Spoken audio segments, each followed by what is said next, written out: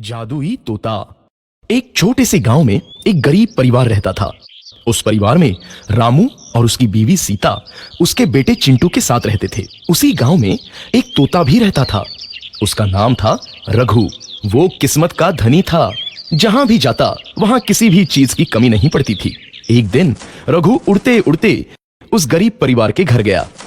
रघु सोचता है, अरे वाह, लगता है यहाँ आज बहुत अच्छा खाना मिलेगा। मैं पेट भर के खाऊंगा। वो एक कटोरी में रखे अमरूद देखता है। अरे वाह, अमरूद, मुझे तो ये बहुत पसंद है। मैं तो इसे पेट भर के खाऊंगा। रघु तोता अमरूद खाने ही लगता है। तभी सीता रघु को अमरूद खाते देखती है तो गुस्सा हो जाती है और उसे वहां से भगा देती है। भाग यहाँ से, न जाने कहां से आ जाते हैं। मैं तो परेशान हो गई उनसे। सीता के भगाने के बाद रघु चुपचाप से एक कोने में रहता है। धीरे धीरे उस परिवार की बरकत होने लगती है। एक दिन रामू और सीता खाना खाते वक्त बातें करते हैं। आजकल हमारी बहुत तरक्की हो रही है, काम भी अच्छा चल रहा है। रामू कहता है। इस पर सीता कहती है, सच कहा, भगवान हमेशा ऐसे ही हम पर मेहरबान रहे। बेटा चिंटू भी कहता है। पिताजी, मुझे खिलौना लेके दो ना, मेरे सभी दोस्तों के पास है। रामू कहता है, ठीक है, जरूर लाऊंगा। सीता कहती है, कितने खुश है सब, मेरे परिवार को किसी की नजर ना लगे। एक तरफ ऐसी बातें होती हैं तो दूसरी तरफ रसोई में रघु तोता भी अमरूद खाते रहता है।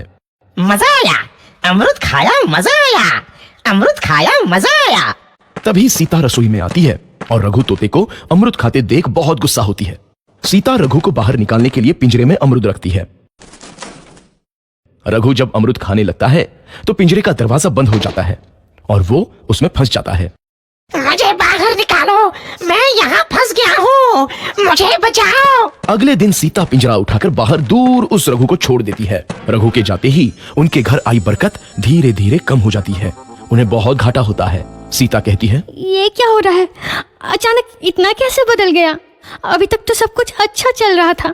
रामू कहता है, लगता है भगवान हम पर रूठ गए हैं। चिंटू भी कहता है, लगता है अब मुझे खिलौने भी नहीं मिलेंगे। और वो रोने लगता है और बाहर चला जाता है। कुछ दिन बाद रघु तोता फिर से उस घर में आता है। वापस आया, मैं वापस आया, अब मैं जमकर अमरूद खाऊंगा। रघु सीधा रसोई घर में चला जाता है और अमरूद खाने लगता है। कुछ देर बाद सीता रसोई में आती है और रघु को देख कहती है, एक तो घर में पहले से इतनी दिक्कत चल रही है और ऊपर से ये तोता मुझे और परेशान कर रहा है। सीता रघु को वहां से भगा देती है। रघु उड़कर किसी कोने में छुप जाता है। कुछ दिन बाद धीरे धीरे उस घर की बरकत वापस आने लगती है। काम भी अच्छे से चलने लगता है। एक रात जब रघु तोता अमरूद खाने जाता है तो पिंजरे में फंस जाता है। ये लोग आखिर चाहते क्या हैं? एक तोते को शांति से अमरूद खाने क्यों नहीं देते? मैं कौन सा चोरी कर रहा हूँ? बस अमरूद ही तो खा रहा हूँ।